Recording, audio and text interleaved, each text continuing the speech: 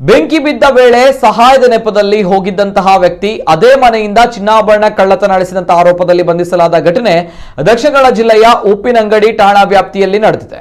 ಬಂಧಿತನನ್ನ ಸ್ಥಳೀಯ ಬಾರ್ ಉದ್ಯೋಗಿ ಗುರುವಾಯನಕೆರೆ ನಿವಾಸಿ 38 ವರ್ಷದ ಶಿವಪ್ರಸಾದ್ ಎಂದು ಗುರುತಿಸಲಾಗಿದೆ. ಬೆಳ್ತಂಗಡಿ ತಾಲೂಕು ಕಣಿಯೂರು ಗ್ರಾಮದ ಮಲೆಂಗಲ್ನಲ್ಲಿರುವಂತಹ ಆನಂದ ಮೂಲ್ಯ ಎಂಬುವರ ಮನೆಗೆ ಮೇ 16ರಂದು ಬೆಂಕಿ ತಗುಲಿತ್ತು. ಸ್ಥಳೀಯರು ಸಕಾಲಿಕ ಕಾರ್ಯಾಚರಣೆ ನಡೆಸಿ ಬೆಂಕಿಯನ್ನು ನಂದಿಸಿದ್ರು. ಆದರೆ ಆ ವೇಳೆಗಾಗಲೇ ಮನೆಯಲ್ಲಿದ್ದ ಬಟ್ಟೆ ಬರೆ ಸುಟ್ಟು ಕರಕಲಾಗಿತ್ತು.